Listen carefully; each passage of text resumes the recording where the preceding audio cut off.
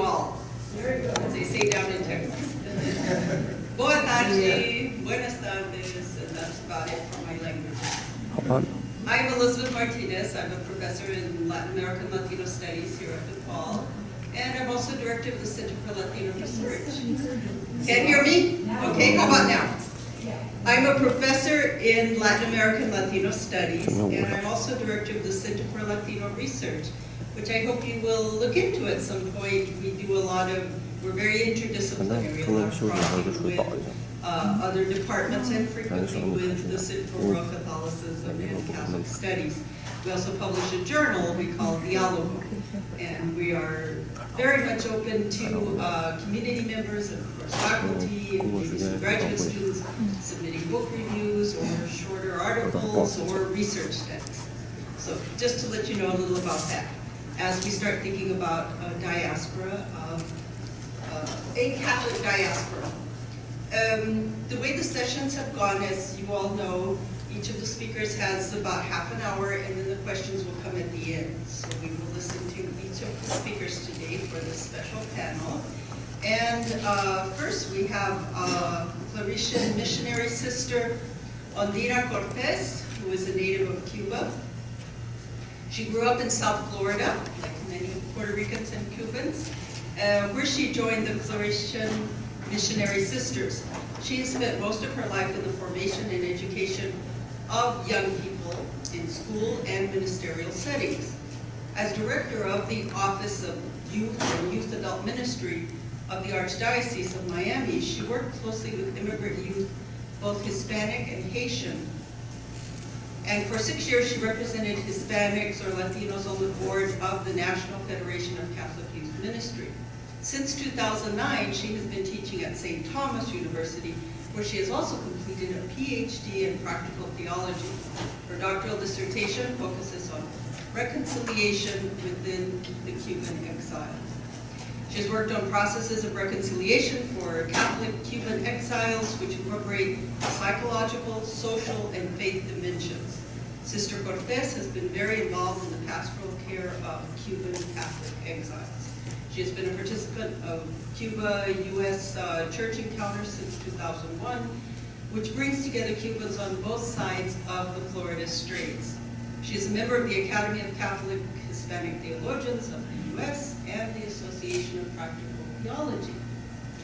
And after Sister Cortés, we will hear from Professor Afonso Soares, professor in theology, or professor of religion at the Pontifical. Excuse me, I learned Spanish first, so sometimes I doubt how to pronounce it in English. Pontifical Catholic University of Sao Paulo. He holds a PhD in religious studies with postdoctoral work in theology at the Pontifical Catholic University of Rio de Janeiro, or Rio. Currently, he serves as coordinator of postgraduate studies in religious studies at the PUC Sao Paulo University. His past positions include president of the Society of Theology and Religion in Brazil, and vice president of INSEC, International Network of Societies for Catholic Theology.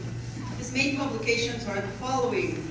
I will read the titles in English. Back to the Mystery of Iniquity, Word, Action, and Science in the Face of Evil and Suffering. This is published in 2012. Religion and Education in 2010. These books are published in Portuguese. I don't know if there's an English translation. In 2008, he has In the Spirit of Abba, Faith, Revelation, and Plural Experiences. And in 2003, Interfaces of Revelation, Assumptions for a Theology of Religious Syncretism. And then our third speaker will be Dorian Llywelyn, Associate Professor in Theology at Loyola Marymount. He is a Welshman and member of the California province of the Society of Jesus. He is Director of Catholic Studies and Associate Professor of Theology at Loyola Marymount. I assume here in Chicago or in Los Angeles? No, Marymount, Los Angeles. Los Angeles, in California. He teaches in the areas of theology and culture. He is author of Sacred Place, Chosen People,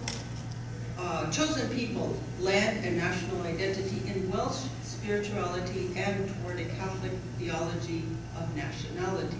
His current research project focuses on Marian devotion and the development of imperialism. I don't think we have enough time today to hear all of their fascinating work. All right, we will have questions at the end, and we'll begin with Sister Cortés. Thank you all.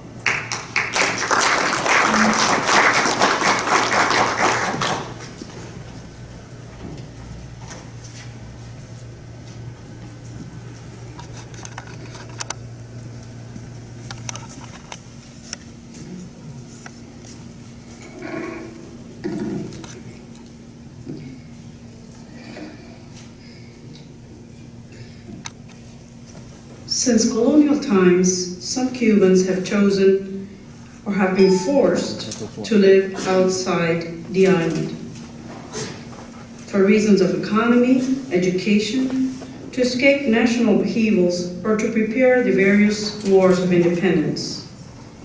In the 19th century, Cuban communities developed in Key West, Tampa, and New York.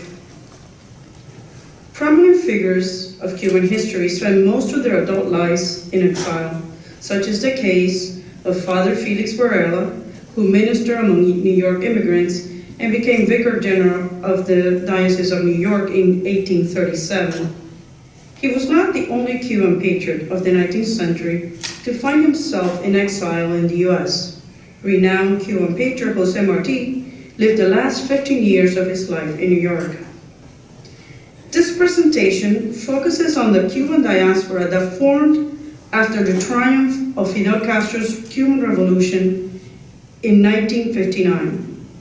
Sociologists Cortés and Estepik, among others, have shown how Cuban and succeeding immigrants not only adapted to their new home in Miami, but profoundly transformed it.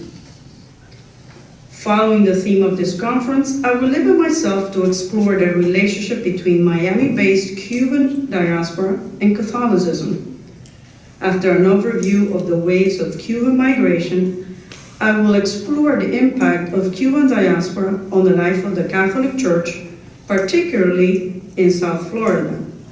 Second, I will consider how Catholicism has played a crucial role in the community's corporate identity. Thus, I will identify some of the Catholic hermeneutical and theological resources that inform key themes of the community's discourse and theological self-understanding. One of the central resources in understanding is the preeminent symbol of Our Lady of Charity, patroness of Cuba, an icon of the exile's national identity, pregnant with a sense of freedom and reconciliation. To understand how the Cuban diaspora, in particular the Catholic Cuban diaspora, impacted Catholicism in South Florida, it is important to recall the highlights of this migration. Soon after the first developments of the Cuban Revolution, the biggest exodus in Cuban history began. Since 1959, close to 1.5 million Cuban people have about 10% of the total population have left the island. The first wave of Cubans, approximately 250,000, arrived by plane or boat from 1959 to 1964. Among this group were some of the top military and political leaders of the Batista government, but it mostly included those affected by the nationalization and agrarian reforms, as well as those concerned about this revolution's turn to communism and the loss of Catholic schools and the move to reduce religious practice. Also, during this period, 14,000 children were sent alone by their parents to the United States as parents feared communist indoctrination and losing their parental rights. The second wave of Cubans came from 1965 to 1973. It brought 260,500 people on a twice-daily flights called Freedom Flights. About half were resettled in different parts of the country. The demographics of this group was disproportionately constituted by middle-class families. At this time, Catholic Church membership had decreased due to government-imposed restrictions on religious institutions and direct and indirect measures against those who declared themselves Catholic. By 1980, during the so-called Mariel crisis, close to 125,000 Cubans left. Exiles were permitted to go from the U.S. to pick up their families at the Mariel Bay, but were forced by the government to bring other people. This allowed the government to get rid of those they considered antisocials or scum, criminals, psychiatric patients, homosexuals, or those who express themselves through the arts, especially if they oppose the government. About 3% of those who came were felons. This migration was young, mostly men, more racially mixed than the previous ones, and with hardly any religious formation. The serious economic crisis that Cuba faced after the dissolution of the Soviet Union prompted a new wave of immigrants. In 1994, close to 200,000 balseros or rafters crossed the Florida Straits in makeshift rafts, and many died on the way. The ones intercepted at sea were taken to the U.S. military base in Guantanamo, where they stayed for about a year until their situation was processed. By the 90s, the Catholic Church in Cuba had emerged from its silence. Many people returned to the church, and younger generations were introduced to the faith. Still, others had no church contact or practiced Afro-Cuban religions or Santeria. Since the end of the Balsero crisis, another 300,000 have arrived, mainly through a quota system established by the Cuban Migration Agreement, but also through creative alternative methods. As you can see, that's one of the methods. Earlier waves of Cuban immigrants considered themselves exiles or victim diaspora, while more recent waves self-define or are perceived by other Cubans as economic migrants, and thus they generally prefer the less politically charged term of diaspora. Cuban exiles in general, but especially earlier waves, did what they could to retain their cultural distinctiveness, since loss of culture also meant disintegration of traditional identity and claim on the homeland. However, they also integrated very well into the social, political, and economic life of the United States, reflecting thus a transnational character. According to the Pew Research Hispanic Center, Cubans in the United States are actually more likely to call the United States home than any other immigrant group from Latin America. This ability to integrate, but not to assimilate, has also characterized the attitudes of Cuban Catholics towards the Catholic Church in South Florida.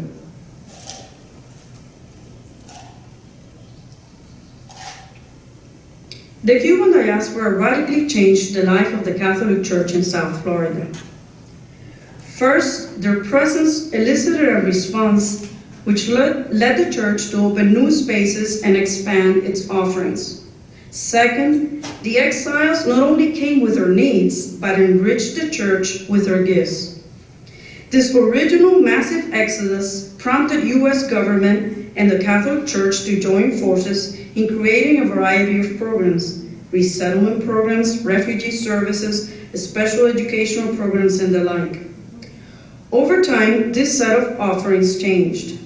I'll cite some examples. During the Mariel crisis, which caught everyone off guard, the church soon reacted, and it created facilities and developed shelters to welcome young men who were coming without families to the U.S. All these people that were put on boats and had no one here, they didn't even know where they were coming once they were put on the boats. Most recently, during the Balsero crisis, priests traveled to the Guantanamo base and began to serve in spiritual needs of the people there. Also, once they arrived in Miami, the Archdiocese set up these Barrella schools, and these were schools set up to help these young people coming to adapt to the American school system and to integrate. I personally led a group back in the day that we called Duc in Altum, Mar Adentro. It was a teenage group that they were coming. They had been involved in church in Cuba, and they were coming here, and they couldn't get into the youth groups because they couldn't speak English and they didn't know the culture. So for about a year, we had this group that basically was listening to their stories week after week, telling how they were in the water, how they had to endure tremendous difficulties to get here. And once they did that, they integrated in regular youth ministry, and most of them have grown up to be great leaders. Today, the pastoral challenge is how to promote healing and reconciliation among all these ways that are so different, and also reconciliation with the people in Cuba. At a pastoral level, the overwhelming presence of non-English speakers begged a response.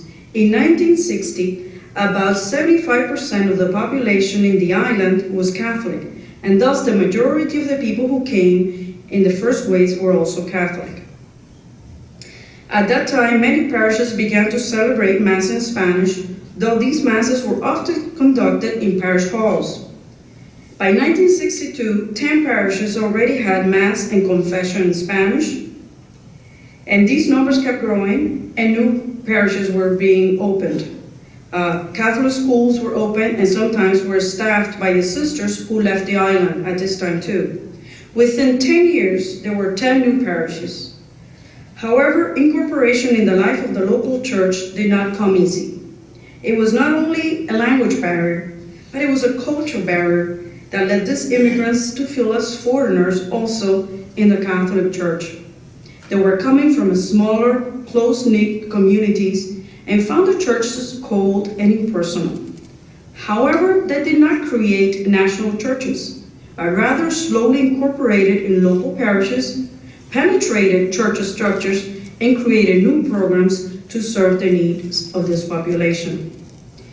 The exiles of the first waves had been active in Cuba, in the church. They were formed in Catholic schools. They were trained as leaders in Catholic action groups. So as soon as they could, these lay leaders began to think, what can we do for our population that can still cannot integrate? So together with Hispanic priests that had also come as exiles, they began to develop responses.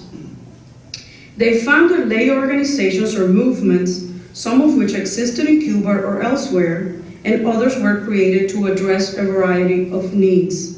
In 1962, Cursillos de Cristandad was founded. In 1963, Movimiento Familiar Cristiano was for married couples. These were also existed in other places, but the following ones are original Miami movements. 1971, Encuentros Familiares to minister to whole families. 1973, Impactos for families with small children. Camino al Matrimonio for marriage preparation, and Encuentros Juveniles to evangelize teenagers. The Second Vatican Council's call for lay involvement in the mission of the Church confirmed these initiatives, and they very much reflected the creativity and excitement of the Church at that time. These programs benefited all Hispanics in the diocese. However, some non-Hispanics still ask, why can't they learn English? And they did. But they still wanted to worship in their mother tongue and be able to sing songs with their traditional rhythms. For some time now, the Archdiocese of Miami has mandated that all parishes that have Hispanic presence, which is about 95%, offer Mass in Spanish. But Catholic leaders also came in later waves. Many had remained in the Church despite of the repression. Some had been imprisoned or sent to forced labor camps. Among the later waves came many Cuban liturgical musicians, singers, and composers, and they have enriched tremendously our liturgy. However, the majority of the members of the later waves had not been evangelized, and so adult formation programs were set up to provide basic formation and sacramental preparation. In sum, the Catholic Church of Miami grew in numbers, but most importantly, it was enriched with the priests, sisters, and Catholic lay leaders who now invested their talents and gifts in their new church community. What Catholicism offered this Cuban diaspora? This leads me to the second part, the last part of my presentation. I have already mentioned that some of the concrete ways in which the church welcomed and helped the Cuban diaspora transition, but it's much more than that. The Catholic exile community found in the theological richness of the Catholic Church in general, and particularly in the Cuban Marymount devotion, critical hermeneutical and theological resources for its self-understanding and projected action. The first hermeneutical resource is mission. In the words of Cuban lay leader, we need to convince ourselves, this minority that we are, that God has permitted this exile for something more. And perhaps until this more is accomplished, the return to Cuba will remain remote. Cuban Catholics have interpreted their experience of diaspora as an opportunity for mission. In light of their baptismal commitment, Catholic exiles transform their experience of expatriation into an opportunity to evangelize. Jesus' mandate to evangelize all peoples is a mandate to cross borders, to leave one's own land in order to bring the good news of the kingdom to others. In some way, Jesus creates dispersion, diaspora. The apostles and early disciples eagerly went to the ends of the earth, reaching places as remote as India and Spain. In the letter of James and the first letter of Peter, the recipients of the letter are identified as members of the dispersion or diaspora. While Cuban Catholics did not intentionally leave their country to evangelize in the United States, many came to a new reading of their situation in light of faith. This hermeneutic of diaspora, which Fernando Segovia and Ana Maria Isasi Diaz pioneered at a scholarly level, has begun in the hearts of Cuban exiles who tried to understand what God was asking of them. Why were they in exile? What did God want them to do in exile? This interpretation of exile was central to the teachings of two exiled Cuban bishops. Bishop Bosa Masvidal, auxiliary bishop of Havana, who was expelled from Cuba in 1961, and Bishop Agustin Roman, expelled from Cuba as a priest with Bosa and 130 other priests. Roman became the founder of the Shrine of Our Lady of Charity in Miami, and later the first Cuban bishop of the United States. At this time, there are about 4 Cuban bishops. Through his initiative, Cuban exiles in different parts of the world joined in a reflection of their diasporic experience. This took place in 1995. Their final document concluded, "Having been renewed in the Spirit, we will announce Jesus Christ with creativity and generosity. We need to become missionaries of life and hope." A second critical theological resource is Exodus. Cubans in exiles have drawn a clear parallel between the Jewish Babylonian exile and the Cuban diaspora. In light of this reflection, Cubans are to discover in the events of history the saving action of God and see this experience as an opportunity to purify their sins and reject idolatry in all its forms. This is from the reflection that I mentioned above. The loss of the homeland and the experience of exiles accentuated the eschatological longing for the permanent home. They often sing in church and in daily life a song, the translation is there, "Somos un pueblo que camina y juntos caminando podremos alcanzar otra ciudad que no se acaba, sin penas ni tristezas, ciudad de eternidad." But by far the most important theological resource that Catholicism in its Cuban expression offers the exiled community is the Marian devotion to Our Lady of Charity, patroness of Cuba. This Marymount symbol is rich with codes derived from its history, tradition, and popular devotion. In a semiotic understanding of symbols, and I'm quoting Dr. Schreider, these codes help us to elicit the message that is born by the sign. Codes contain the structures of cultural mechanisms on the grounds of which we see something as a reference to something else. These codes are embedded in people's consciousness. 2 years after the beginning of the Cuban exile on September 8, 1961, an estimated 25,000 Cubans gathered at the Miami Stadium to honor Our Lady of Charity. A duplicate of the original statue had just arrived from Cuba. This was the first time that the diasporic community came together and helped them reconnect to the homeland and their hope for freedom. The celebration of Our Lady of Charity has been taking place in Miami ever since. The image is taken by boat from the shrine, which was built on the shores of Biscayne Bay, to a stadium. There, thousands gather to honor Mother of Jesus and to connect to their cultural roots, to pray for Cuba, and to reaffirm their Catholicity. This religious patriotic event brings together different generations as Cubans continue to transmit to their children and grandchildren their love for their homeland. So you can see the young men carrying the statue over there are third-generation Cubans. More recently, people from all Latin American countries joined in the celebration. You see all the flags.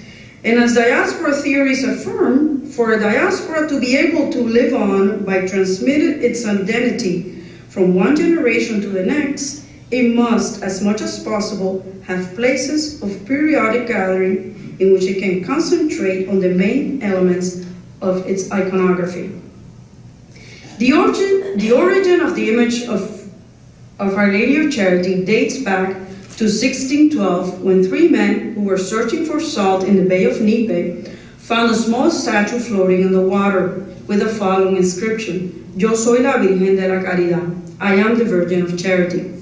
Special shrine was built in her honor on the hill town of El Cobre, where the image stays until this day. This is the temple. One of the codes that emerges from the story of Our Lady of Charity is to associate her with the quest for freedom and the rights of the disenfranchised. In 1783, the royal slaves of El Cobre, this was a slave town that worked in the copper mines, that's what's called Cobre, asked the King of Spain to grant them their freedom. They claimed to be inspired by the Queen and Mother, for whom they had built a temple. 100 years before the abolition of slavery in Cuba, over 1,000 slaves were granted their freedom, an event associated with their devotion to Nuestra Señora de la Caridad. Another code that developed around the devotion is her connection to the Cuban national identity. During the Cuban War of Independence from Spain in the latter part of the 19th century, this devotion of the copper slaves in eastern Cuba became a national icon of identity. The rebels, or mambises, attached the image of Our Lady of Charity to their clothing and they put it on their hats, and invoked her protection when they went in battle. In their experience, Our Lady of Charity, or La Virgen Mambisa, the rebel virgin, was one of them, with them and on their side.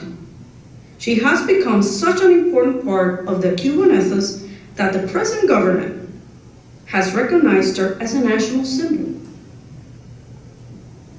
For the Cuban exiled community, she also functions as both intercessor for the freedom of Cuba and national icon that unites Cubans and reaffirms their identity. Through the devotion of Our Lady of Charity, Cubans make sense of their exile, experience, and express their diasporic nationalism. As Tweed says, they symbolically construct a common past and future, and their shared symbol bridges the homeland and the new land. At the Ermita, or the Shrine of Our Lady of Charity, faith intersects with nationalism. A mural behind the image of the main altar depicts the highlights of Cuban history. This is not only a place of prayer and devotion, but a place where Cuban exiles find the spiritual support to face all kinds of situations, mainly in connections with Cuba. A final quote that may be derived from this devotion is how she brings together all Cubans. She is not only Our Lady of Exile, nor Our Lady of El Cobre. She's the mother of all, Our Lady of Reconciliation. Popular iconography depicts her with multi-ethnic Cubans in the boat below her. These three men were believed to be a Spaniard, a Black, and an Indian. This devotion then cuts across races, social classes, and even degrees of orthodoxy, as the shrine attracts Cubans with varying degrees of faith affiliation, from active practicing Catholics to those involved in Afro-Cuban syncretic practices. The Ermita in Miami unites Cubans in a number of ways. The location of the Ermita right on Biscayne Bay allows pilgrims to look over the ocean and imagine that the land and the people left behind are just beyond the horizon.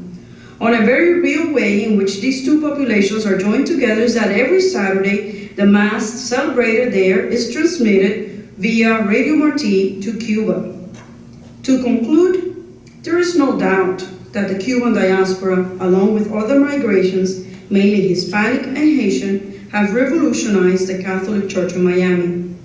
When the diocese was created in October of 1958, it had a population of less than 200,000 Catholics. Today, there's 1.5 million Catholics, of whom 60% are Hispanic. All archdiocesan programs and offices offer service in Spanish, English, and Creole, and are culturally sensitive to the Spanish population.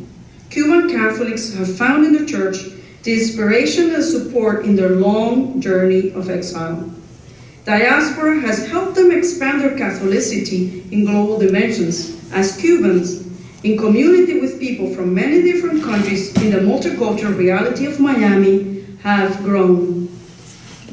Catholicism, in its rich cultural, pastoral, and theological expressions, has been and continues to offer a lens whereby this diaspora can interpret this experience of displacement and find directions as they continue to build a new home in a new country.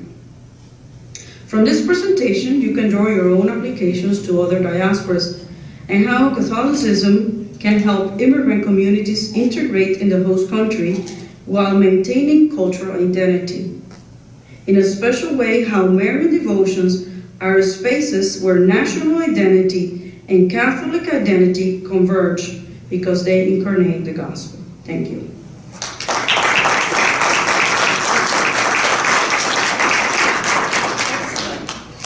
Excellent talk. Applause again for Sister Cortés.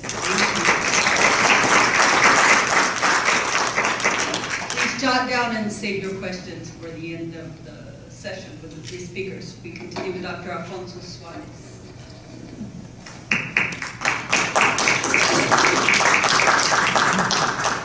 Technology, though. I think you need to. We need some help.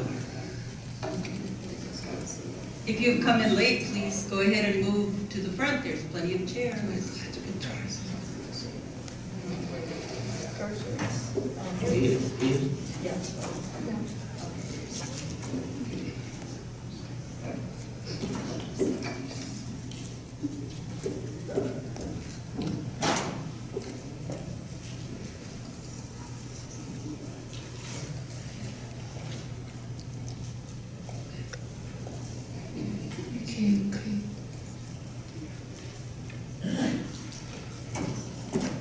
Technology.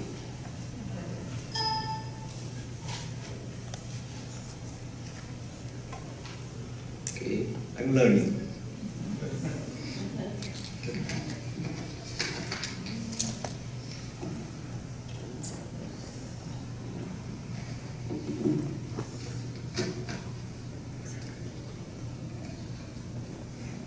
Okay, good afternoon.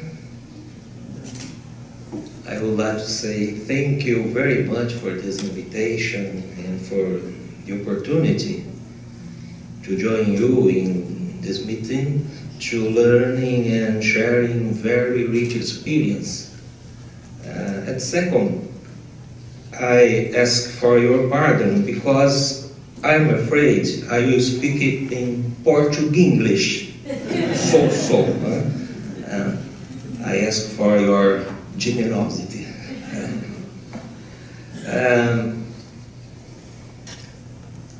So, syncretism among Catholic migrants in Brazil and the task facing pastoral theology. My purpose here today is presenting you three levels of the question. At first, short, review the concern of the Catholic magisterium with syncretism among migrants. Then offer some Brazilian examples of syncretism among the migrants, and finally focus on the task-facing pastoral theology, resulting from the proposition that it has to allow itself to be stimulated by a theology of revelation in a more constant dialogue with the theology of religion. So I will try.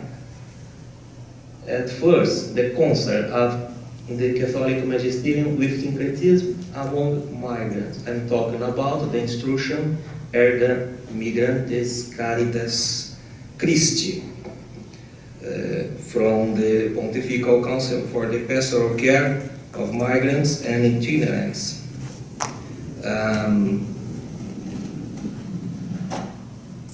The important here for me is, since the presentation, the document, that recognizes the ever-increasing complexity of the question from the social, economic, and cultural, political, religious, and pastoral point of view, and admits the composition of today's migration also requires an ecumenical vision of the phenomenon because of the presence of many migrants not in full communion with the Catholic Church. It also imposes the need of interreligious dialogue because of the increasing number of migrants belonging to the other religions, particularly Muslims in traditional Catholic countries, and vice versa.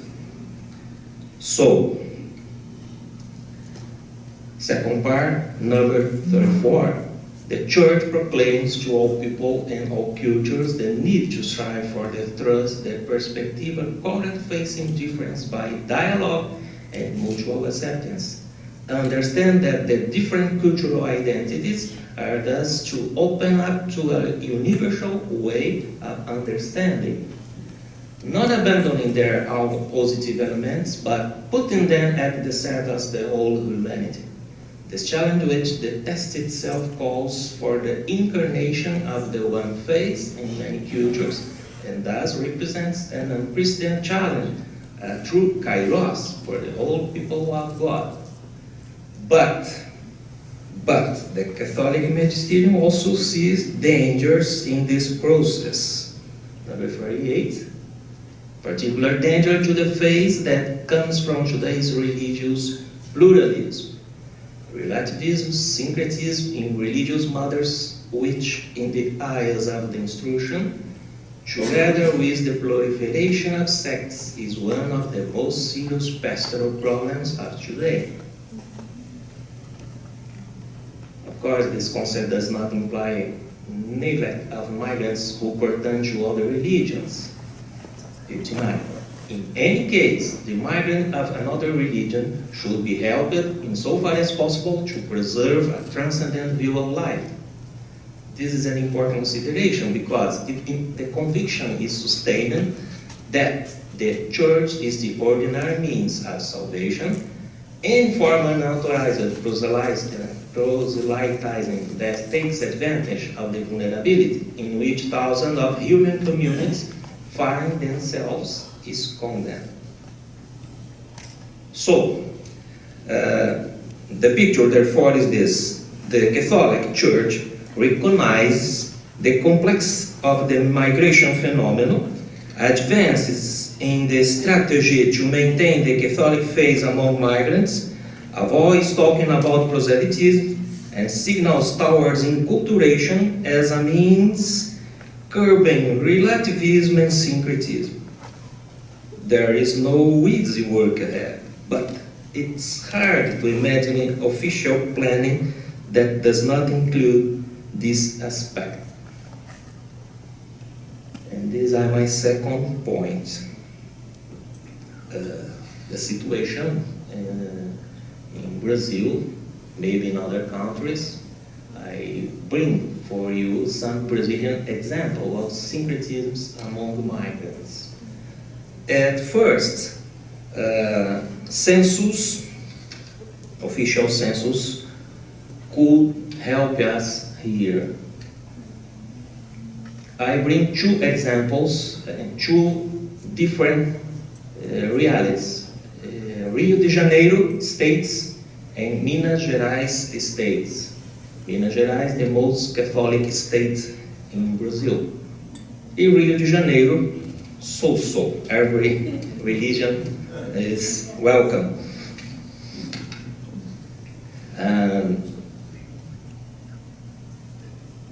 See the data. The situation, Rio de Janeiro, and then Minas Gerais. 60, 50, 40 years ago, Catholics, more than 90%. And then, the Great Fall. Evangelicals, 3.4. And 2010, 22. Today and after, we think we are just about 30%. No religion, 8%. Analyzing this data, the researchers point out that in 1980, of the 6.6 of Protestants in Brazil, 3.4 were historical Protestants, 3.2 Pentecostal. In 2000, of the 15 who declared themselves evangelicals, 10.30 were Pentecostal, and only 4 were missionary evangelicals. On the other hand, the Getúlio Vargas Foundation showed that in 2007, the rate of Catholic was higher in rural areas. Let me see.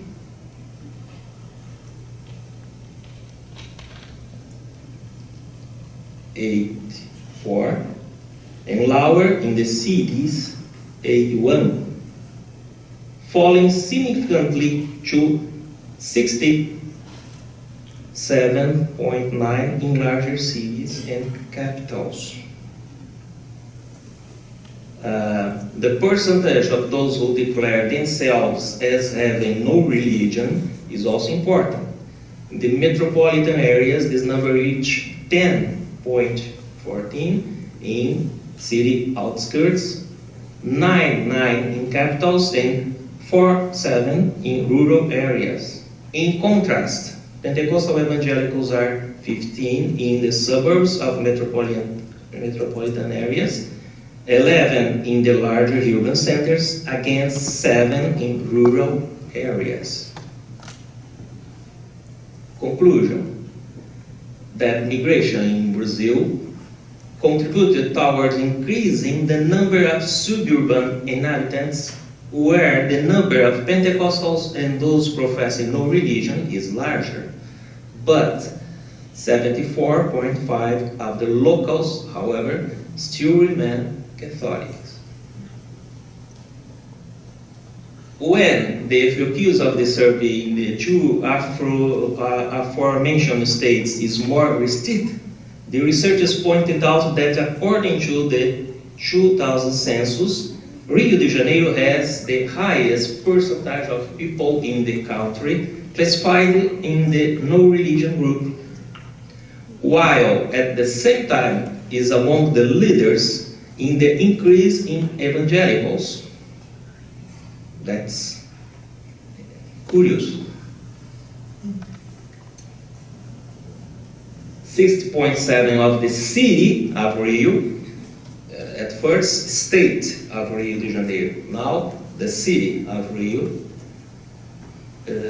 60 points is Catholic, 70 evangelical, of these 10 Pentecostal, and 13 no religion. What is more surprising still is this last group. The Rio de Janeiro capital loses out only to the syncretist capital Salvador, Bahia, with its 18 no religion group. Rio de Janeiro has a diversity of minority religion groups and a diversity of faiths in very clear contrast with the state of Minas Gerais and its capital, Belo Horizonte. Let's see. Minas Gerais. So, Minas Gerais has the highest percentage of Catholics in the country, 78, 13 evangelicals, and just 46 declaring themselves as having no religion. 68 of the state's capital are Catholic, 18 evangelicals, 8 no religion.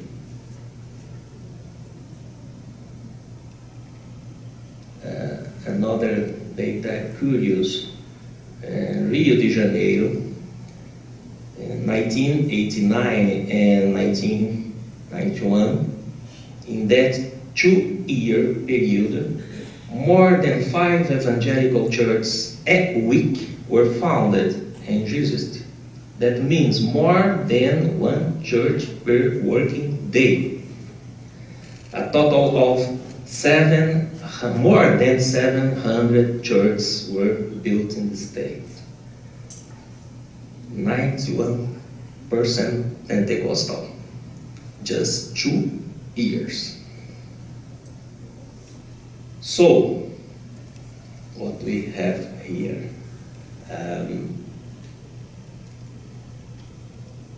I believe we have here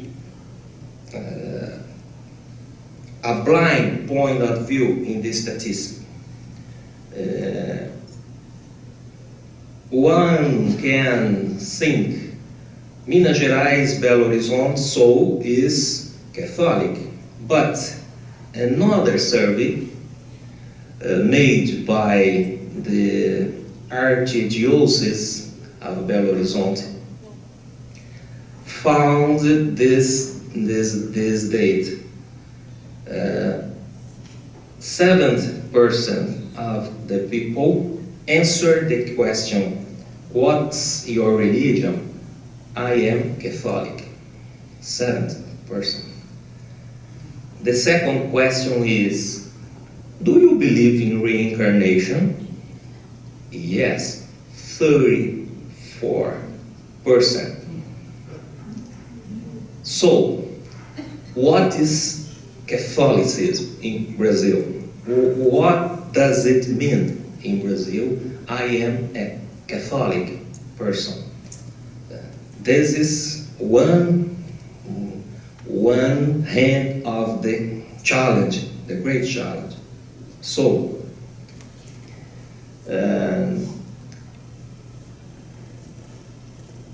Rio de Janeiro, 22.45 of the no religion group, is from the class with less formal education. A group classified as low, medium education, 70.9. Pentecostal, something similar. 19 have little formal education, followed by those in the low, medium level, 17%. At the secondary education level, 12.5, are in the no religion group, and 12 are evangelical. So, 50-50. Among those having higher education, 11% declare themselves no religion, 7 evangelical. At the very highest education level, we find 10% and 2 Pentecostal respectively. So, from the income point of view, we have 2% up to one minimum salary, $400, 34 between 1 and 5 salaries, 12 more than 5 minimum salaries, and 40% with no specified income. If we confine ourselves to the Carioca capital, the no religion group can be thus subdivided: 25%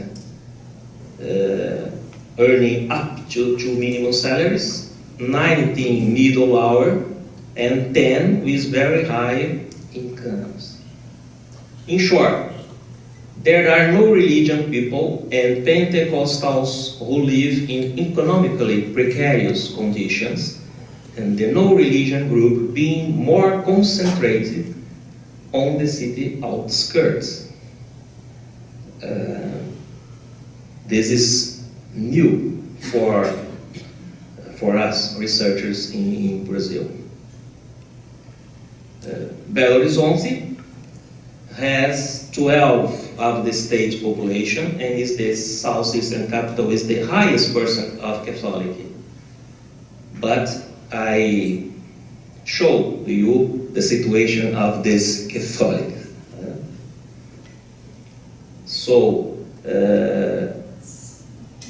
Conclusion of this second point, we can say a relationship can be established between dislocations and migrations of individuals with greater or lesser fidelity to a given religious group.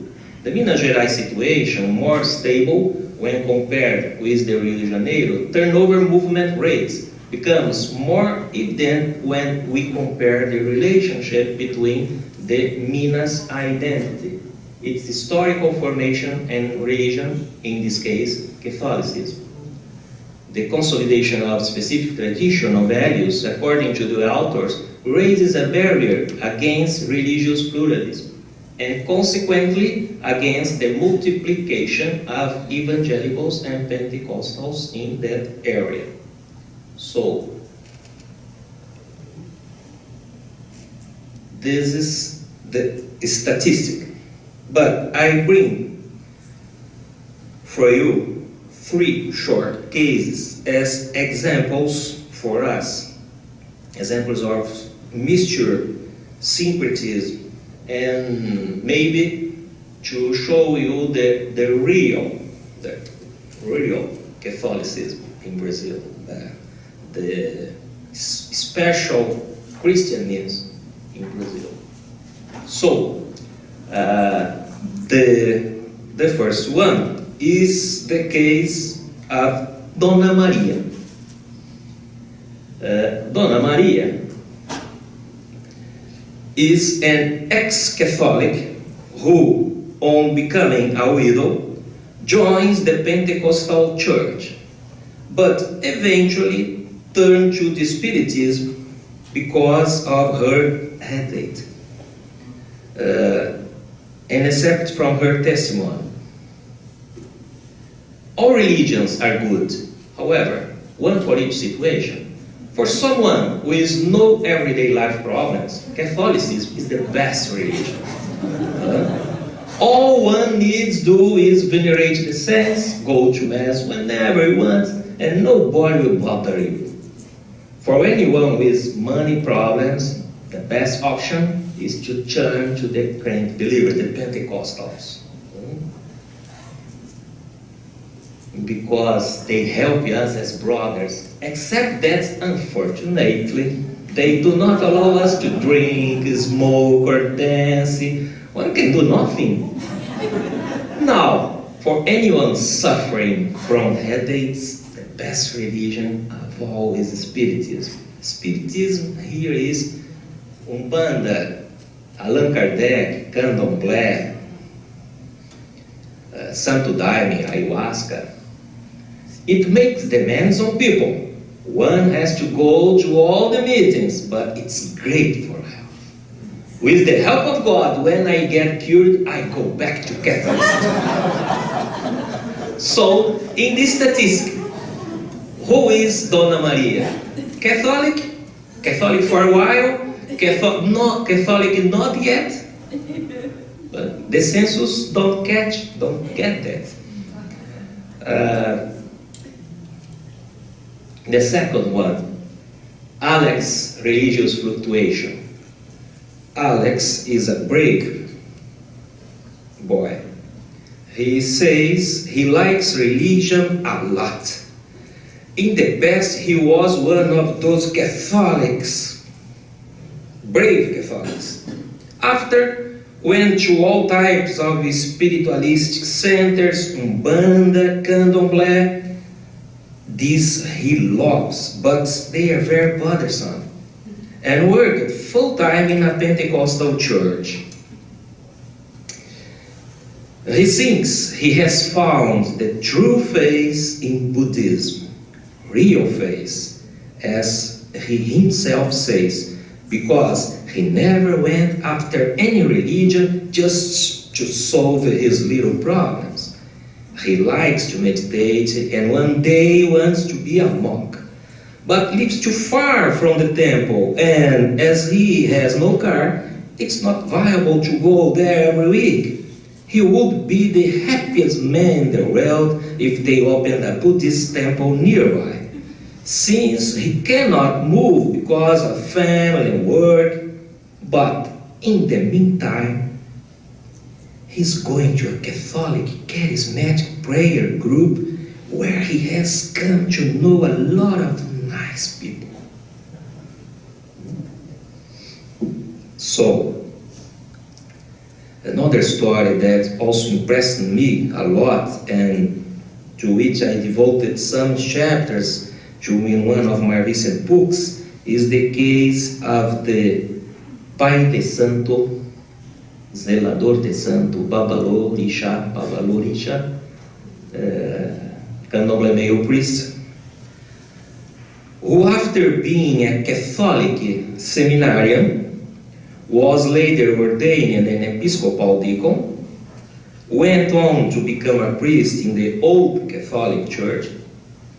And today, he is a priest and Babalorisha. And in certain liturgical celebrations, he receives the spirits of Father Gregorio, a Catholic priest whose spirit left the body some 30 years ago. I am referring to the story of Father José Carlos Lima, who attends people in a downtown temple in São Paulo, the Catholic Apostolic Spiritualist Church of the Senhor do Golfim, meaning Lord of Good End, Good Death, where he is also known as Father Simba, Pai Simba. So, if you want if you have some Catholic needs, you find Father Lima on Tuesday and Saturday. If you want have some spiritual needs, you find Pai Simba at Thursday. Father Lima practices what the religion scientist Pierre Sanchi referred to as syncretism in reverse, meaning that people born in Afro-Asian traditions or initiated into them many years ago now return to drink from the fountains of Catholicism of their own free will in search of new synthesis. I believe this is very close to what the Spanish theologian Torres Queiruga, in a different context, referred to as in-religionization. So, Father Lima Paisimba tell us that he wanted to help people, but he didn't understand the problem, the sins, the guilt of that people, because they were Catholics.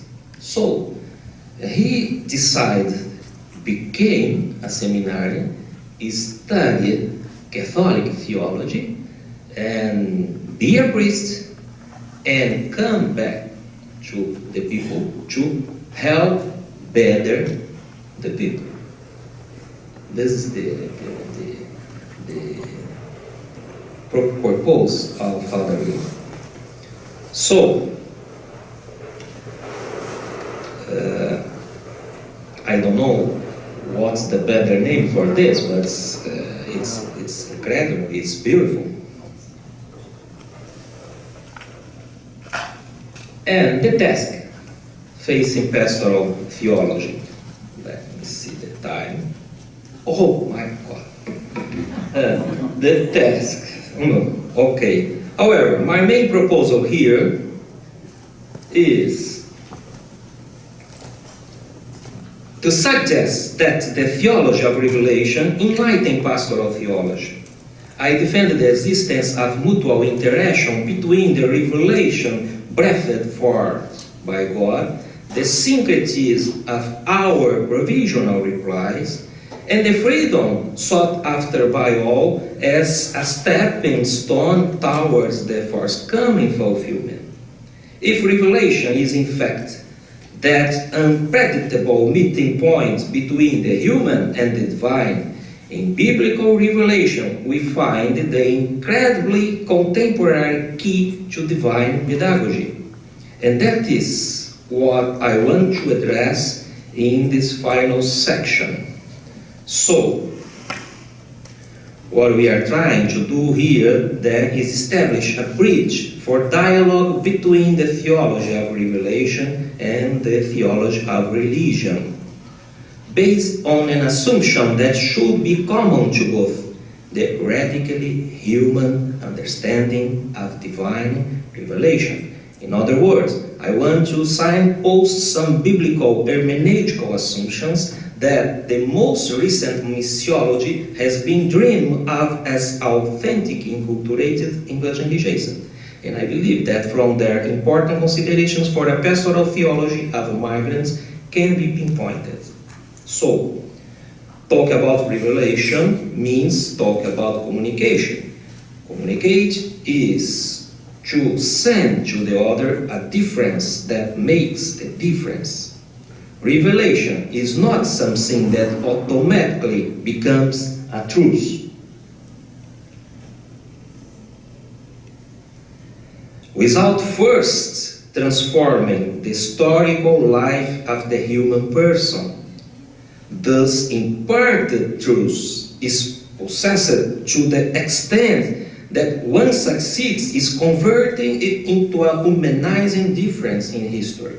Wherever indifference predominates, there can be no communication, strictly speaking.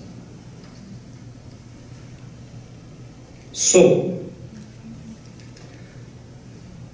in the case of the Brazilian Afro-Catholic syncretism, this is derived largely from a centripetal, centralizing energy that draws on other system which it fits into its own symbolic matrix, faith.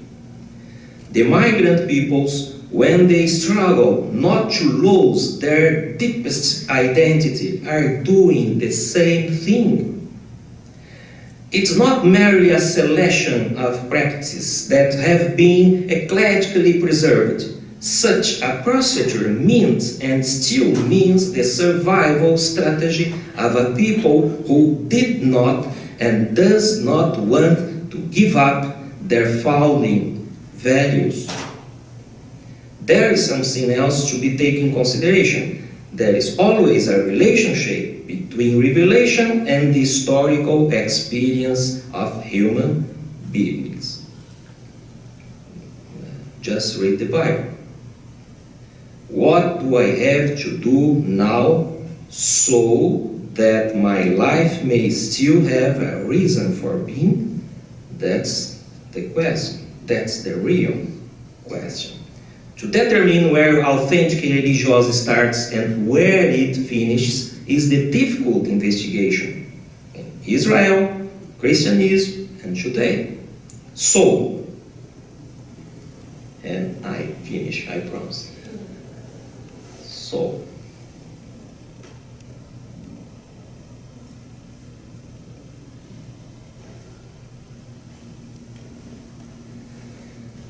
I believe in a similar fashion, the Afro-descendants, native Brazilian people, will one day rediscover their literature inspired by God, bringing together pieces of ancient African mythical compositions, stitching together the different traditions which were already notable when they moved through Africa, aiding to the Amerindian versions of similar values, recasting them with Judeo-Christian grounding, which has for long been impregnated in their existence, selecting this, discarding that, forgetting one thing and inventing another, just as the Hebrew tradition did in the past, and as the early Christian artists did during their infancy period. So, I believe today this process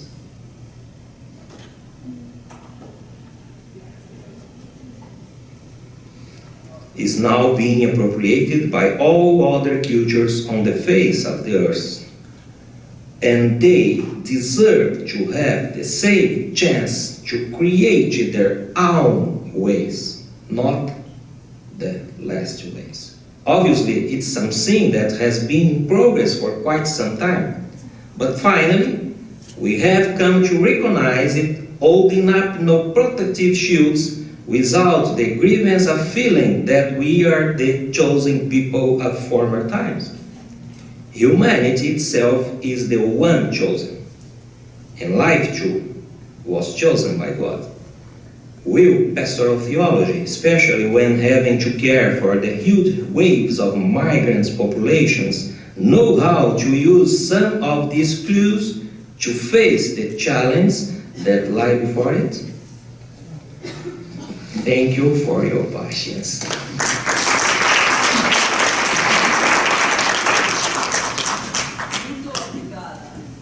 Thank you very much for yes. Okay, it's not on. I'll just try and shout. All right, you have some questions ready? You're ready now for the third speaker, Dorian Llywelyn from California, all the way here. And I think each of our doctors and professors today have some very interesting points for a little bit of dialogue after, while they set up the reception. Okay. I think I forgot. Applause of Afonso Soares. I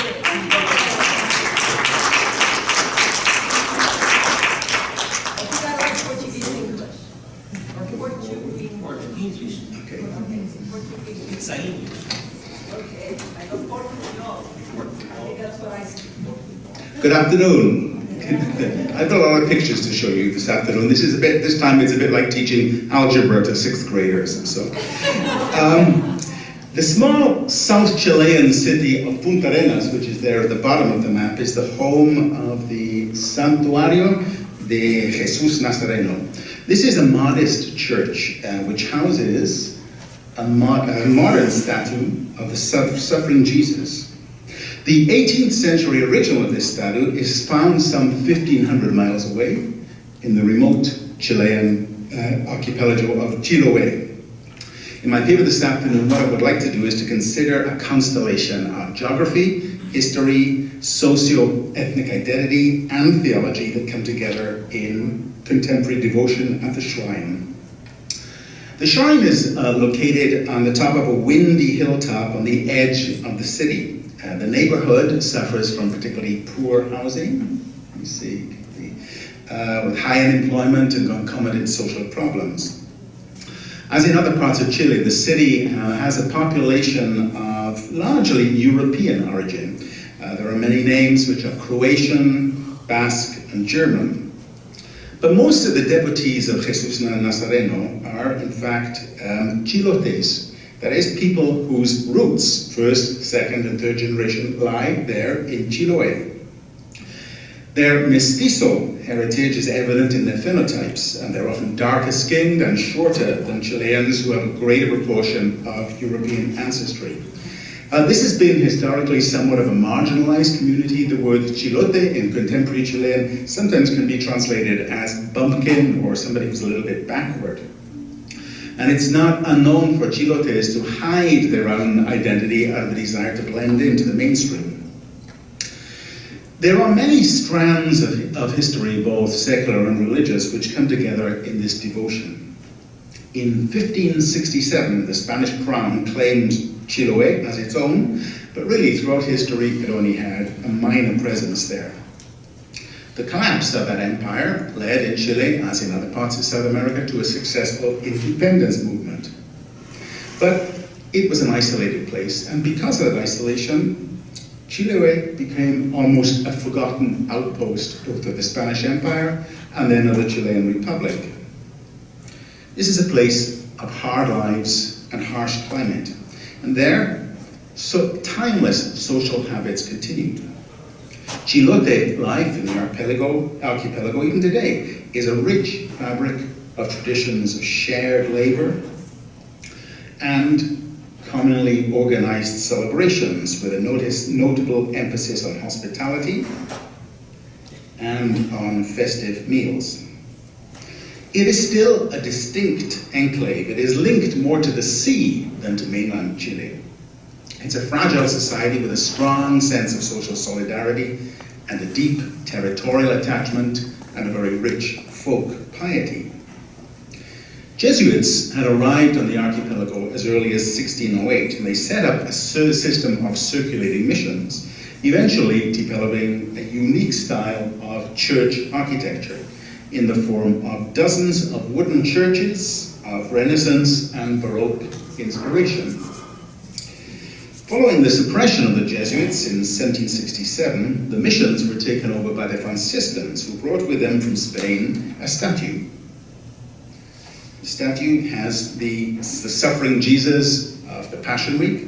It has the fascinatingly non-Trinitarian title of Nuestro Padre Jesús Nazareno, Our Father Jesus the Nazarene. Very similar statues with devotions are found throughout the former Spanish imperial territories, and they express a late medieval Spanish emphasis on the suffering humanity of Jesus.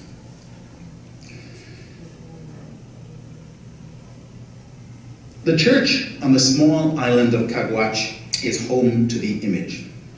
It's at the center of the most important feast in the whole archipelago. Now, the fact that the presence of the statue is there is connected with a historical truce between 5 continually warring islands. In 1776, the Spanish Franciscan Hilario Martinez brought the parties together to organize a feast in honor of the statue. There was no agreement about which church would actually get the statue, so in order to solve this problem, Martinez decreed that there should be a canoe race to decide who would get it, with the agreement that the other islands would share the financial responsibility of holding an annual feast in its honor. The rowers from Caguach, from this island, were victorious, and ever since then, on August the 23rd each year, that race is reenacted. Residents of the 5 islands come together to begin the preparations for the annual feast day.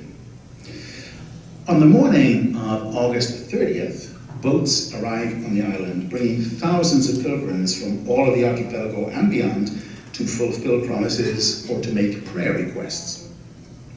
August in Chile is early spring, and during the sowing season, Chilote farmers pray to Nuestro Padre Jesus Nazareno for propitious weather and healthy livestock.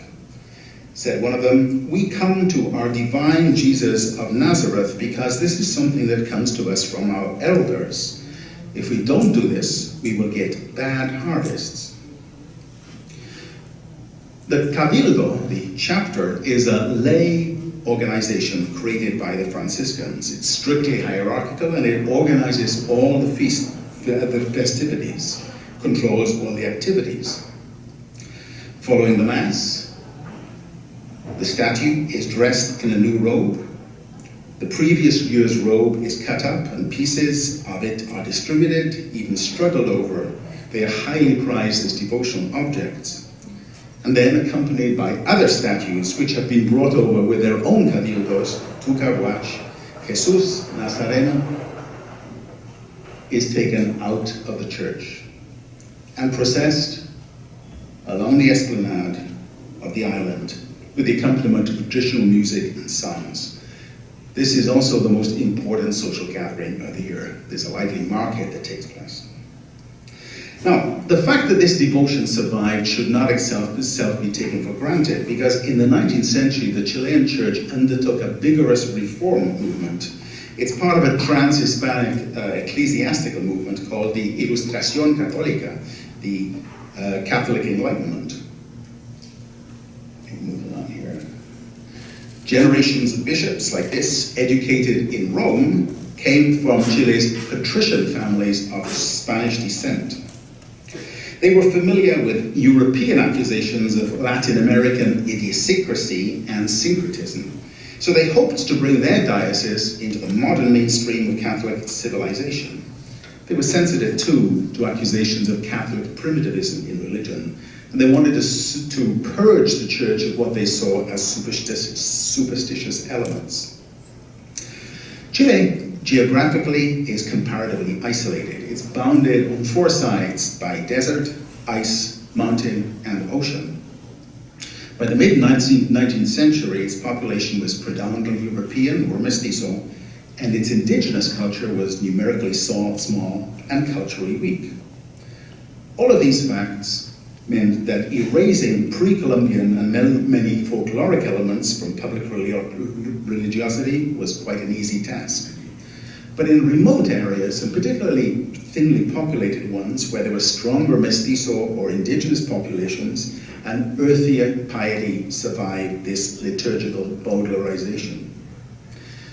Jesus Nazareno never encountered significant ecclesiastical opposition. It was lay-led.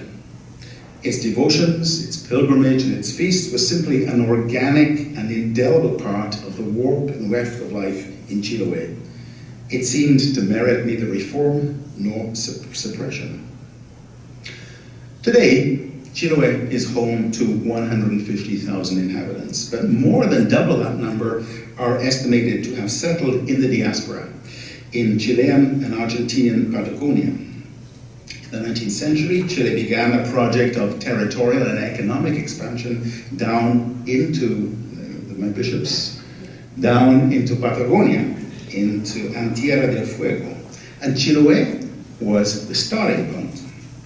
Chilote shepherds were the mainstay of the immense livestock enterprises established there in the wilds of Patagonia. And they also constituted a large proportion of the workforce of the burgeoning fishing industry. Throughout the 20th century, emigration continued. Periodic failures of the potato crop, a disastrous 1960 earthquake and tsunami, the development of the Patagonian oil industry. All of this led to new waves of settlement in Patagonia from Chiloé during the 1950s and 60s. But in this internal diaspora, devotion to Jesus Nazareno was largely ignored by the Salesians, The Salesians have been running the tip of Chile as their mission territory ever since Don Bosco sent a group of 10 Italians to the icy hinterland of Patagonia in 1879. The result was that in exile from Carhuac, Jesus Nazareno was a small domestic devotion that had no communal or public expression. Why? I think there are 3 reasons that might explain this ecclesiastical ignoring or exclusion of popular devotion. First comes class and metropolitan attitudes. The first Salesians were Italians, and the Chilean successors were alumni of the elite Salesian high schools in Santiago and other cities. Second comes the influence of the Ilustración Católica with its distaste for the particularistic and local. But behind these factors lies another one, which is more distant and perhaps more theological. In response to accusations of Catholic iconolatry, that is, idol worship, the Council of Trent had taught that images of Christ, Mary, and the saints were to be revered, quote, not because some divinity or power is believed to lie in them, or because anything is to be expected from them, but rather because the honor showed to them is referred to the originals which they represent. Thus, through the images which we kiss, we give adoration and veneration to Christ and the saints, whose likeness they bear. Now, if we take this literally, in Trent's theology, Jesus Nazareno would be simply a channel through which humans make ourselves present to the divine. So the divine, the transcendent, would only be present really at a psychological level, in the mind and the heart of a devotee. Practically, however, this is not what happens. Devotional image express a more ambiguous theology. It's charged with a visceral affectivity in which the boundaries between direct and indirect worship, between what is a sacrament and what is a sacramental, are ambiguous. Images such as Jesus Nazareno or other ones are the locus of salvific presence to communities of devotion. They act as a privileged point of engagement between the temporal and the spiritual, between the concrete and the universal. This is a life-sized statue of a suffering Jesus, and there is a kind of fleshly immediacy about it. And in a society where the complexions of chilotes can mark them out as having a lower social status, the darker features of the statue render appreciating his humanity even more poignant and immediate. So this is a nuestro Padre, our Father of the chilotes. The statue marks and makes community. Now, I'd like to talk a little bit about the theology of image. There is a very classic and ancient theology of image in both the Catholic and the Orthodox theological traditions, which insists that there is an ontological relationship between heavenly original and earthly image, between prototype and type. In this great chain of being, a holy image, such as a statue or an icon, at some level, participates in the same being of what it actually represents. But there's a similar metaphysics that goes on at the same time between, not only between a spirituality and its on-earth representation, but between distinct copies and something which may be copies of copies. The Jesus Nazareno here in Punta Arenas is a copy of the venerable prototype on the faraway island. So it is a representation, a representation of the original with all its world, its manifold history, its affective bonds, its religious feasts, its social intercourse. Those of us who are exiles and immigrants, and there are many of us here today, we bring with us reminders of our homeland. We own copies of religious objects. We replicate the sacred spaces of our homelands. These are practices so familiar that they practically seem to need no comment. If you think about what liturgical practice is itself, at least in the Catholic understanding, it means translating people into the real presence of events that happen many thousands of miles away at distant times. So time-space compression stands at the center of Christian faith. But ritual reproduction and representation perform encounters and relationships that also exist not only between humans and God, but amongst humans. Now, we've heard this afternoon from Sister Cortés about the Miami Shrine of Our Lady of Charity, patroness of Cuba, and there's a study which is referenced by Thomas Tweed, who talks, he employs a category which he calls translocative piety. He says that the shrine is more than a location for exilic nostalgia or for expressing loss. Rather, the presence of the statue, which is a copy of the original, because it is a copy, it renders the homeland present to the exile and vice versa. And it is also particularly for the succeeding generations who must negotiate a new set of identities as hyphenated Cubans. For them, it is a bulwark against loss of identity, something which makes a place for them in the narrative of community. And what I want to suggest here, there's a pattern at work, which is that the santuario, the shrine, and the statue there in the south of Chile likewise connect not only the individual devotee with the image. What is also evoked in a very privileged and intense way is the whole warp and weft of life on Caguach, on that island. Image and prototype come together, ancestral roots and the new home. So which another way of saying that is in the culturally more generic Catholicism of the city, the shrine earths Chiloé in the diaspora. Much sensitive and careful pastoral work has been carried out at the shrine over the last 3 decades. It is the hub of a thriving community, a center for social revitalization and education. Interestingly, when Father Velasquez, who is in charge of the shrine, preaches, he refers to Jesus, the Jesus of the Gospel, as Nuestro Padre Jesús, our Father Jesus. And then he points to the statue which is there near the altar. Quite consciously, what he's doing is bringing together intimate links. Links between the life of Jesus and the lives of the inhabitants of El Barrio. Between the person of Jesus and the statues which represent him. He's bringing together devotion and sacrament, between memory of a life in another place and its ongoing realization in the community which has grown up around the shrine. Annual Jesus Nazareno processions in Punta Arenas over the last 30 years have added yet another stratum to this ongoing story. Now, as I mentioned, the classical theology of image argues that an image is connected with its prototype. That same economy also applies to religious ritual. Analogically, as the Jesus Nazareno de Caguach on the island, along with its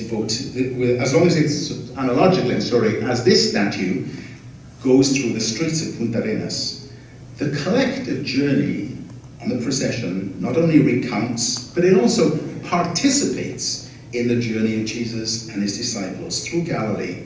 It evokes that final path of the Via Crucis. These processions are, broadly speaking, liturgical pilgrimages. Liturgical theology stresses that when we do worship, we do it together with the angels and the saints. Communal prayer places participants already in the courts of heaven. The 2007 Aparecida document of the bishops of Latin America describes how in such practices, and I quote, the believer celebrates the joy of feeling surrounded by myriad brothers and sisters, journeying together toward God who awaits them. Christ himself becomes pilgrim. Christ walks arisen among the poor. And at the same time, the procession also mimetically reproduces and participates in the same journey that the original statue is making at exactly the same time on the same day on Caguach. In the ritual then of this procession, different orders come together. 3 communities, 3 places, 3 times are brought together and welded together. First century Palestine, the annual cycle of devotional life on Chiloé, and the grittiness of life in that barrio. I want to say that this compression is more than just putting things side by side. These times, these realities, these places become interpenetrated with each other. This liturgical procession makes there into here, then into now, them into us, and vice versa. It renders holy the places along which it passes. But such rituals inevitably make other claims on the streets they go along. The inhabitants of this barrio turn out in large numbers to accompany their Nuestro Padre Jesus. The statue is taken out of the shrine and downhill into the downtown center of the commercial and civic life of the city. It passes, not coincidentally, in front of the mansions which were once the luxurious homes of those Patagonian sheep barons who were once employed the forefathers and foremothers of today's Chilotes. And then it goes into the cathedral, whose bishop now cherishes the importance of the devotion. This procession, with its music, its flags, its drums, and its accordions, turns Punta Arenas into a kind of liminal space, which dislocates established structures. It reverses social hierarchies. This is an alternative history which must have political resonances. I've heard middle-class, non-Chilote people from that city refer to the religious life of the santuario as religiosidad popular, or working class faith. Now, it's not necessarily pejorative in Spanish, but it can suggest a distance from the normative center. In reality, these processions are not only religion in a restricted sense, they are also an expression of social pride in the presence of a Chilote community and its piety. They are making claims to acknowledgement and a voice in the life and the self-image of the diocese, the city, and the region. They perform, they perpetuate, and they recreate what it is to be Chilote. It's important to note that there is no Chilote independence movement. Chilote identity is about as much about social class as it is a place of origin. And on the whole, these immigrants in their diaspora have been willing to leave their homeland in search of employment. Many have intermarried with non-Chilotes. At the same time, this devotion seems to have flourished because it has fulfilled a need, a desire to find meaning and recognition in a place where Chilotes were at home, but not totally at home. It is a willing attempt to cultivate a patrimony which might otherwise disappear. And yet it is no attempt, I would argue, at imitating a static, original purity, a kind of antiquarian recuperation. Rather, it continues to find new meanings. Over the last 20 years, and largely inspired by the events in Punta Arenas, the devotion to Jesus Nazareno has spread to, or been revived in other Chilote communities in Patagonia. Links between the different cabildos are strong. But Chilote communities historically inhabit both sides of the border of Chile and Argentina. During the 70s and 80s, these two countries were at the brink of war. The origin of the Caguach devotion lies in reconciliation between warring parties. Now, transnational pilgrimages accompany Jesus Nazareno's statues from Chile and Patagonia to meet their counterparts across the border in Argentina. They have become important expressions of international friendship. So in a way, what they do is make real, in a new way, the original first purpose of Hilario Martinez, to bring peace where there was enmity. They express a unity which lies in faith, which lies in community, and which lies in culture, all of which are far more important than the ambitions of the politicians in distant Santiago and Buenos Aires. So, what might we, North American Christians, think about in connection with this? Firstly, as both Christians and North Americans, and since I'm now I've now become, I have an American passport, I think I can say we, which gives me license to be rude. I think we should note the power of ritual and imagery to move hearts and minds in a way which is different from lexical intelligibility.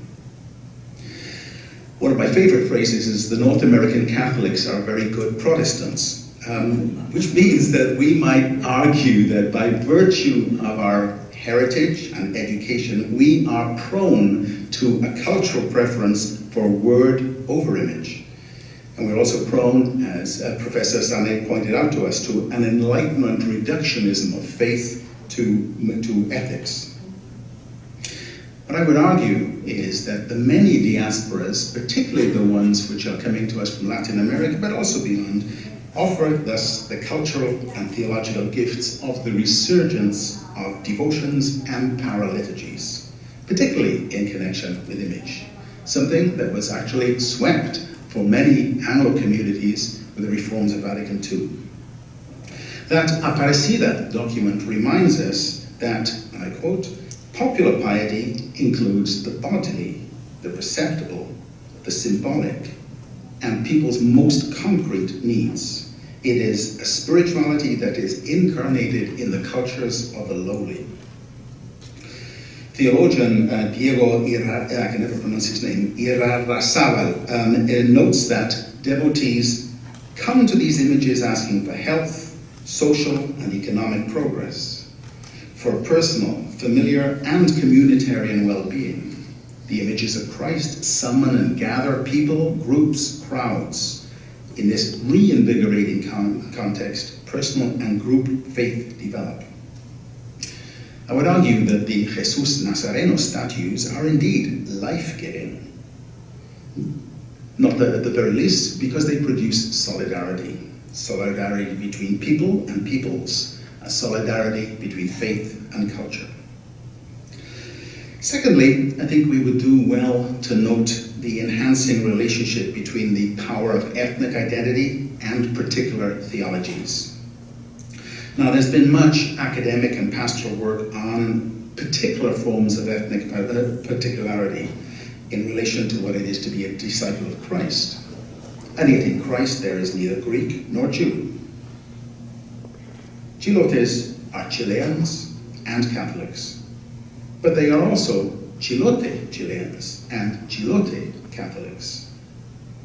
Tied as the statue and its cult are to their sense of who they are, devotion to Jesus Nazareno, perhaps more consciously in the diaspora than its original location, enshrines particular tensions and harmonies between the universal and the particular, between the sacred and the secular. This incarnational paradox, it seems to me, lies at the heart of all belonging to the Church. Materially, Jesus Nazareno de Caguach is no more than a piece of wood, which has been carved and painted. Materially, the Chilotes are no more than a small and mostly insignificant community who are spread out in the diaspora even more thinly, right at the very end of the inhabited world. These devotional practices of Punta Arenas are, admittedly, aesthetically humble and modest. And yet, I think it's not too fanciful to suggest that their image, their community, and their devotion participates in a kingdom which is beyond all the realms of this world and yet at the same time, he is vitally present in them. Thank you.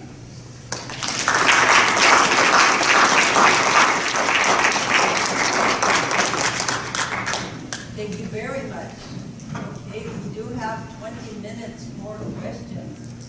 We have microphones here for responses. Do we have a microphone in that for people to ask questions? You can find many connections between the three speakers. We have someone who would like to go first. Okay, move the microphone up. I'm being blinded, so. Here with Afonso Soares, I just want to ask a couple, just two different points. You know, when you talked about contemplating the idea of, in a way, I think that a little bit is initially the reaction of people against sort of the Catholic Church and then having it come together and all blend into what was best for people. But about 8 years ago, when I was in Sao Paulo, and I talked to people in the favelas, it seemed that basically the whole idea of the missionaries coming in, sort of from the Pentecostal missionaries kind of coming in and talking to them, it was more really that people in the favelas felt very abandoned by the Catholic Church and kind of went to these guys because they were coming in mass number and they were offering them things.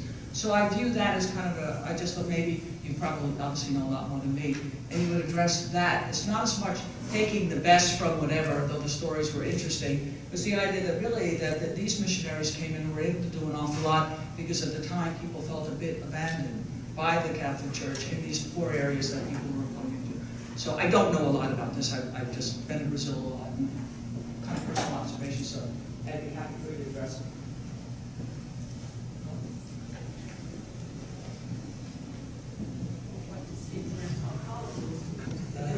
Yeah. Well, you can talk about Rio if you want to in the favelas. Yeah.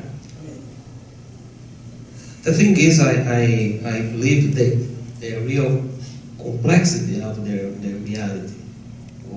We have São Paulo, the question, the favelas, poor situation of the people, and the Catholic Church is too distant to the people. So I believe in some realities give more importance the poverty, and other realities, Amazônia, Maranhão, Bahia, we find more the strong of the Afro religions, the experience, shamanic experience. And if one decides to be a Catholic in Amazonia, he will try to know the shamanic experience. We have a particular shamanic Catholicism. Minas Gerais and Salvador, Bahia, another reality. We have two different groups of Afro-Brazilian people. Minas Gerais, we have the most of the population, Bantu origin. Salvador, Bahia and Maranhão, we have Nigerian, Yoruba traditional cultures. So, this is different. Bantu in Minas Gerais are a kind particular of Catholic people, traditional Catholic people. And the Catholic people in Bahia is a different kind of Catholic. So, if you visit Pará, Amazonas, Roraima, the native tradition, Yanomami, Guaranis, other native people, is stronger than Afro tradition. So another kind of Catholicism in Amazonia is a Catholicism more shamanic, is a Catholicism more in dialogue with rituals common in Peru, in Bolivia, Colombia. So I believe it's not easy to explain in a word the different kinds of relationships between the spiritualities in Brazil today, but not today. This is our history from centuries. I don't know if I explained so. Good. More questions? I was thinking, as I was listening to each of the speakers, how in indigenous or native to the Americas way of thought, you had to, for the missionary priests, I think you can hear me okay? Yes, all right, thank you. The missionary priests learned that they needed to work with images because for native peoples to this continent, they had to, the way they conceptualized things was in images. And so the missionary priests, when they learned that, like in Mexico we have Guadalupe, all of these things worked better for what they were doing. And I couldn't help but think of images with each of these talks today. It's an interesting connection that you see between each. I was also wondering, since we're in the US, where would you say most Chilean migrants are located in the US? Actually, Chile is one of the most economically successful of Latin American countries, so the Chilean population is largely middle class. So you find that it's largely the professionals that come over. It's not compared with, say, the Bolivian population is different. Certainly, the Central American and Mexican population different, but it's a largely middle class exile. So in the large cities, doing professional work. and was the recent earthquake anywhere near? No, the recent earthquake was right in the north of Chile, near the Bolivian border. This is right on the but they do get earthquakes everywhere in Chile. So yeah. Do you have other questions? Just this weekend I saw, okay, we have a comment? Yeah, I wanted to comment on what you said, that the Spanish missionaries used the images because they thought that would be a good way of introducing Christianity. But I think that's the way they lived Christianity. I mean, the images that were brought were the images they used back in Spain. So Spain has a strong tradition of images, you know, in Seville, especially the southern part of Spain, but all over Spain. You have different kinds of images that are venerated by different groups of people. You know, Spain is one country, but it used to be many countries. So each country, each province today has their own devotions, and especially in the southern part, which is what mostly of the early missionaries were from the southern part of Spain. The later waves of missionaries or Spaniards that came to America were from the northern part, but the first ones were all from the south. So you have the devotions to the suffering Christ, you know, from the Holy Week in Seville. You have the Sorrowful Mother, and all of those images that really depict that suffering aspect and the emphasis on Holy Week. Yes. More questions? Would you like to approach the microphone?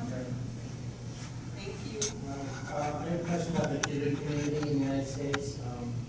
As Cuban American politicians become more assertive nationally, they're aligning themselves with a more Protestant political base. You know, the Tea Party types. I was just wondering whether you see any drift in the expression of religious identity that's melding a more traditional Cuban Catholic with a kind of broader-based American style populist politics. Well, they do associate with the, obviously, Republican and the Tea Party. But when it comes to religion, I mean, Marco Rubio goes to Mass at the same parish I go. Now, he has gone from one religion to another, depending on convenience. So I wouldn't judge by that example. But others have remained faithful to the Catholic Church and are active in the Catholic Church. So I don't know that they have that dual sense of affiliation. They are with the Republican Protestant, but at the same time they worship with the Catholic Church. So, I mean, Marco Rubio, I don't think is a good example because he seems to migrate according to what's most convenient. I'm missing her name, the long-term senator. Ross Lettinen. Mm-hmm. Yes, I think she's Catholic, but I'm not sure. I don't know for sure, yes. But others, the senator, he's a Pedro Pound. He's also very Catholic, so. The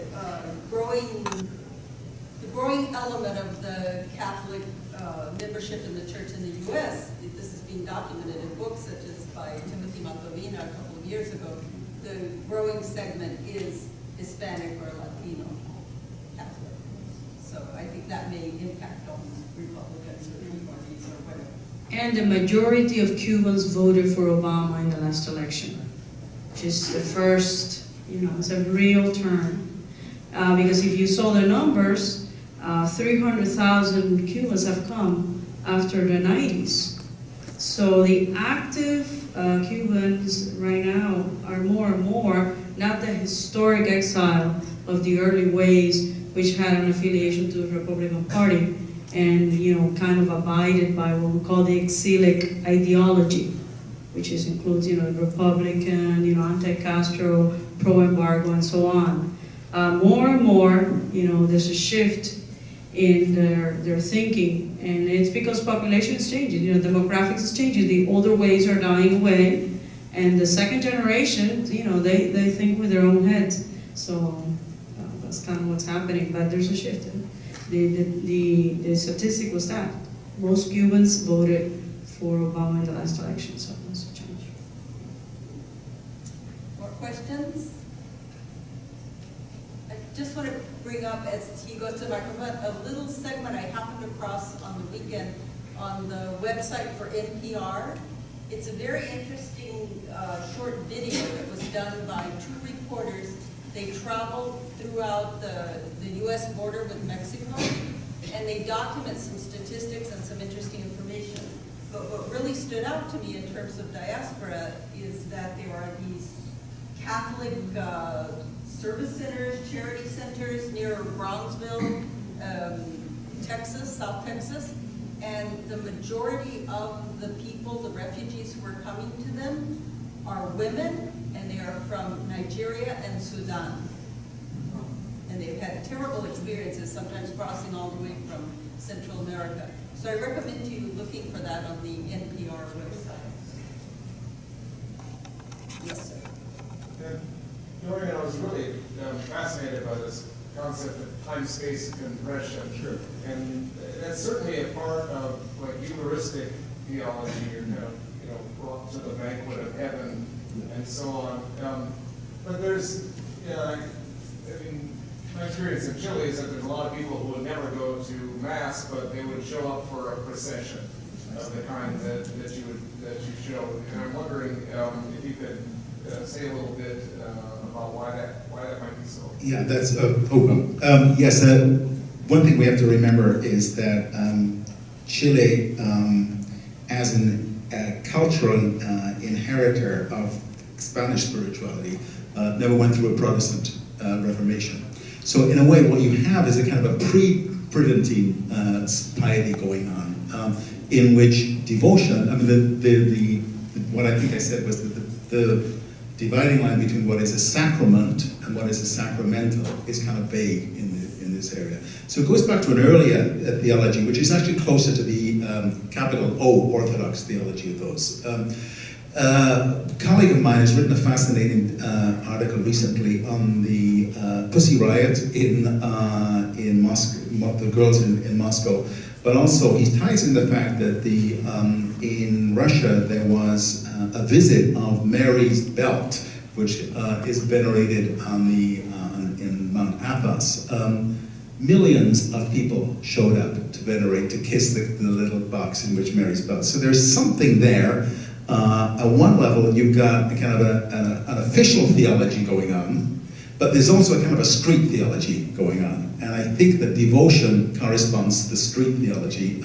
One of the things I get a little bit worked up about is I don't think academic theologians, the people I hang around with, really take that street theology seriously enough.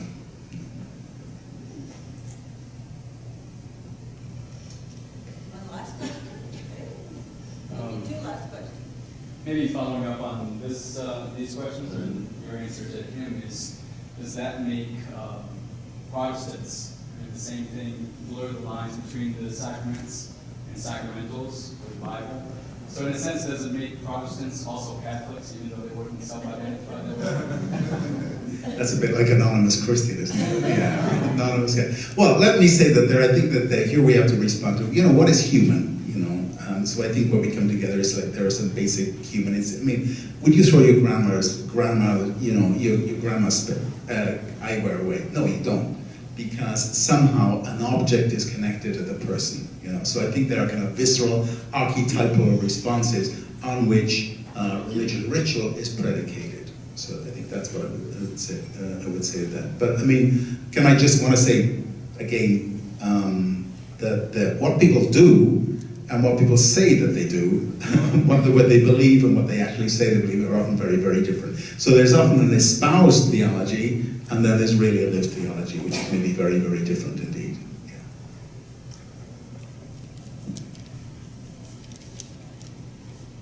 Else? Okay, if you want to talk privately with them afterwards. You applause for these